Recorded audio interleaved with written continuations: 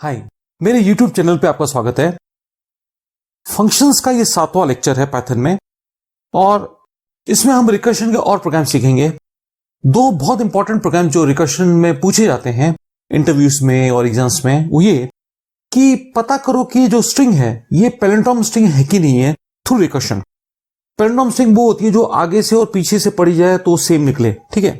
और एक nth Fibonacci number निकालो रिकर्सिव फंक्शन के जरिए।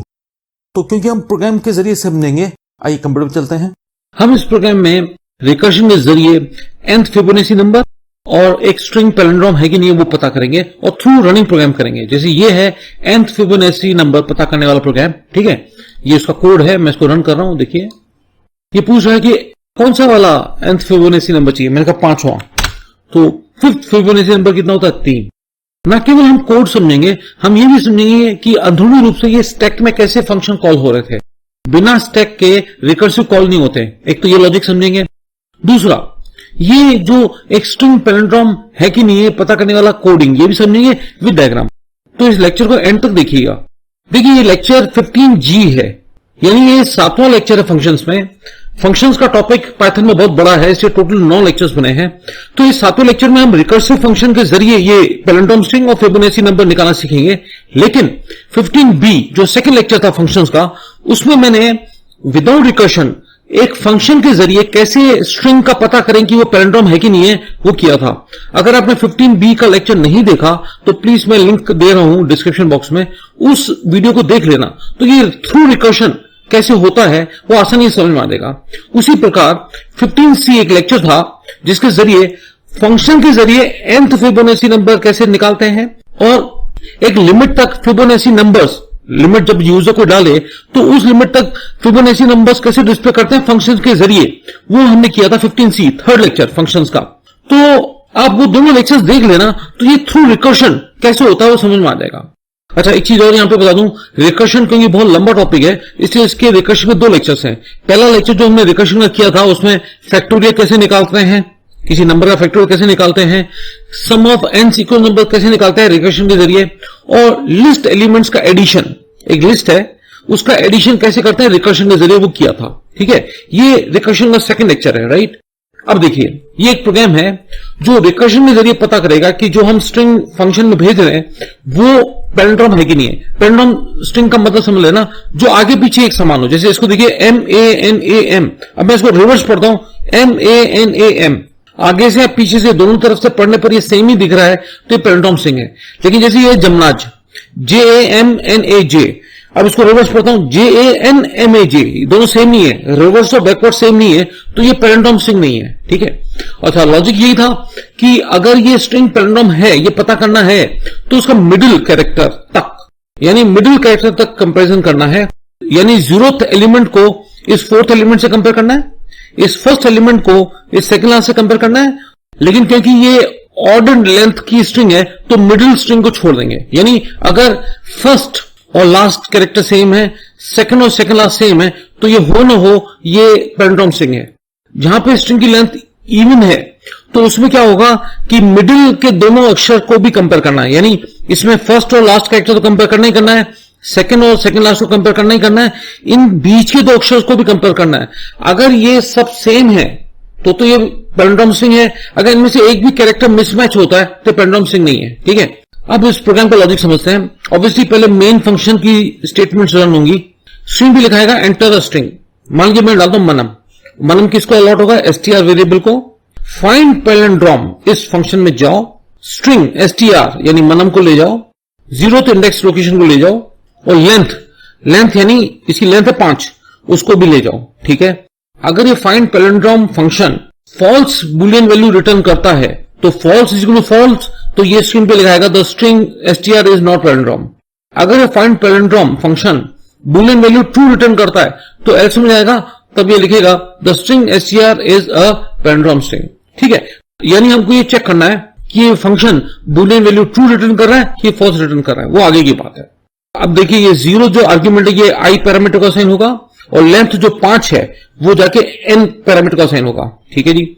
ये है इंटीजर डिवीजन, 5 को 2 से डिवाइड करो, वैसे होता है आंसर 2.5, लेकिन 2.5 का इंटीजर कितना होता है 2, तो ये चेक करें कि अगर आई की वैल्यू 0, अगर 0 आपके 2 से छोटा है तो इफ ब्लॉक में जाओ वरना एल्स ब्लॉक में जाओ। ठीक है जी, अभी आपके इफ ब्लॉक में जाएगा, क्या ST0 और ST5 माइनस आई है 0 -1 यानी 4, क्या ST0 not equal to ST4 है क्या M और ये M नॉट इक्वल टू है तो आप बाहर जाओ, मेन फंक्शन में फॉल्स रिटर्न करो। लेकिन नहीं, ये एल्स में आएगा क्योंकि दोनों सेम है, तो ये एल्स में आएगा। आई की वैल्यू बढ़ा दो, आई की वैल्यू कितनी हो जाएगी, आई की हो जाएगी 1। वापस फाइंड पैलिंड्रोम, वापस अपने फंक्शन को कॉल किया है। अगर फंक्शन की बॉडी के अंदर ही वो खुद को कॉल कर रहा है तो ये रिकर्शन कहलाता है। ठीक है जी, तो ये अपने आप को कॉल कर रहा है, कह रहा है ST को साथ ले जाओ यानी मनम को ले जाओ, आई की वैल्यू 1 हो चुकी है और n आपका 5 ही है। ठीक है, यानी ST को मनम असाइन हो गया, आई की वैल्यू 1 हो गई, n 5 है। क्या 1 2 से छोटा होता है? बिल्कुल होता है। ST1, अब इसको देखना, 5 माइनस 1 माइनस 1, 5 माइनस 2 यानी 3, क्या ST1 not equal to ST3 है क्या? लेकिन दोनों बराबर हैं, तो इफ में नहीं जाएगा, एल्स में जाएगा, आई की वैल्यू बढ़ जाएगी, आई की वैल्यू हो जाएगी 2। वापस फाइंड पैलिंड्रोम फंक्शन पे जाओ, ST को ले जाओ यानी आपके मनम को ले जाओ, आई हो गया 2, NF 5। ठीक है, ये आपका इधर आएगा, आई 2 है। क्या 2 लेस देन 2 होता है? नो, तो वो इस एल्स पे जाएगा, रिटर्न ट्रू यानी मेन फंक्शन में जाओ, बूलियन वैल्यू ट्रू ले जाओ, तो यहां पे आएगा ट्रू। क्या true double equal to false है? क्या ट्रू एंड फॉल्स बराबर है? नहीं, तो कंट्रोल एल्स में आएगा, the string Manam is a palindrome string. ठीक है जी, मान लीजिए इस प्रोग्राम को फिर रन करता हूं और मैं डालता हूं जमनाज। ठीक है, जमनाज किसको असाइन होगा? STR को। फाइंड पैलिंड्रोम फंक्शन में जाओ, STR यानी जमनाज को ले जाओ और 0 इसका इंडेक्स लोकेशन और लेंथ ले जाओ 6। ठीक है जी, ये 0 जाके आई को अलॉट होगा और 6 n को अलॉट होगा। ये आई और n पैरामीटर्स हैं। ठीक है, ये है इंटीजर डिवीजन, 6 को जब 2 से डिवाइड करेंगे तो होगा 3। ठीक है, क्या i यानी 0 3 से छोटा है? बिल्कुल। क्या ST0 और ST, देखो ये है 6 माइनस 0 माइनस 1 यानी 5, क्या ST0 not equal to ST5 है? ST0 और ST5 दोनों बराबर हैं, तो इस इफ में नहीं जाएगा, एल्स में जाएगा, आई की वैल्यू बढ़ा दी जाएगी, आई की वैल्यू कितनी हो जाएगी 1। वापस फाइंड पैलिंड्रोम फंक्शन में जाओ, स्ट्रिंग जमनाज ले जाओ, आई की वैल्यू 1 और n 6 ही रहेगा। यह आई 1 हो चुका है, n आपका 6। ठीक है जी, क्या 1 3 से छोटा होता है? बिल्कुल होता है। क्या ST1 और ST 6 माइनस 1 माइनस 1 यानी ST4, अगर ST1 ST4 के बराबर नहीं है तो रिटर्न करो फॉल्स, यानी मेन फंक्शन जाओ, फॉल्स को साथ ले जाओ। ST1 और ST4 बिल्कुल बराबर है, तो एल्स में जाएगा, आई की वैल्यू बढ़ा देगा, आई की वैल्यू जाएगी 2। फाइंड पैलिंड्रोम में जाओ, ST को ले जाओ, 2 को ले जाओ और n 6 ले जाओ, ये आई की वैल्यू 2 हो गई, n 6 है। क्या 2 3 से छोटा है? बिल्कुल है।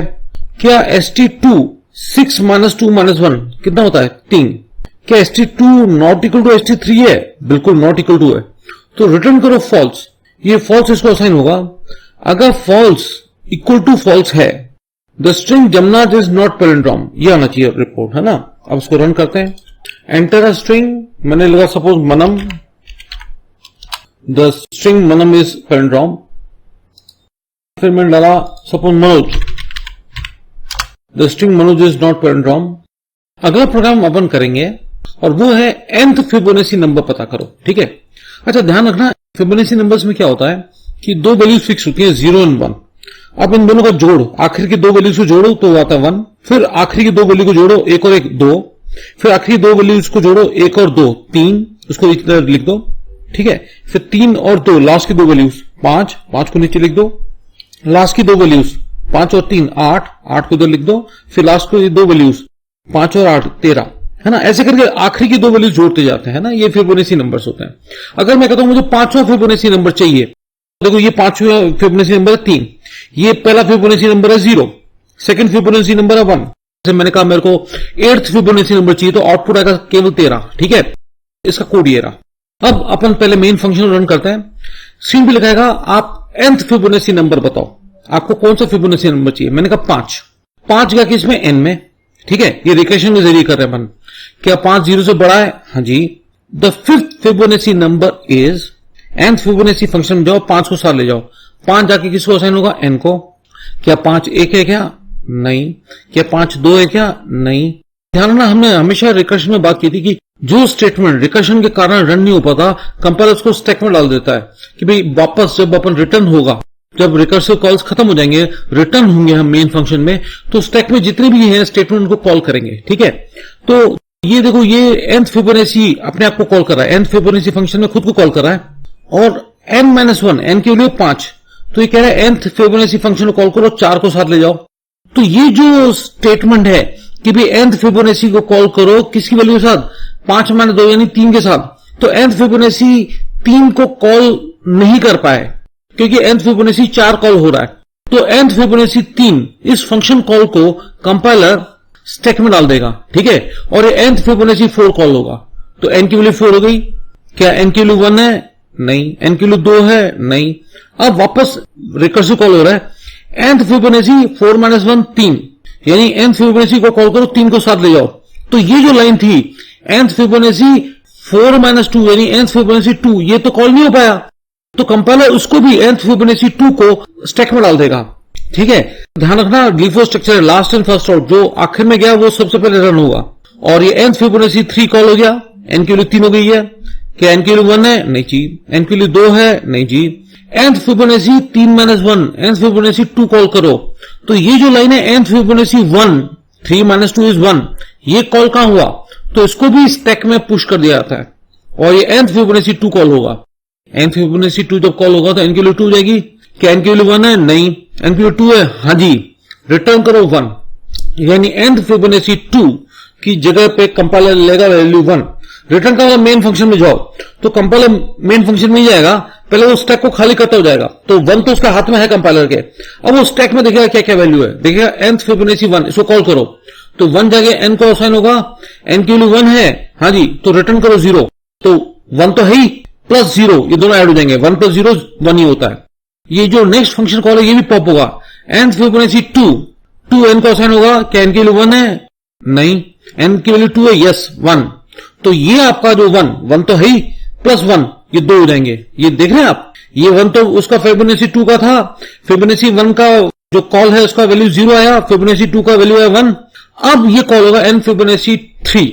अब देखो अब तक कितना ऐड हो गया, 1 प्लस ये 0 प्लस 1 2 हो चुका है। ठीक है, nth फिबोनाची 3 कॉल होना है, 3n को असाइन हुआ। क्या 3 1 है? नहीं। क्या 3 की वैल्यू 2 है? नहीं।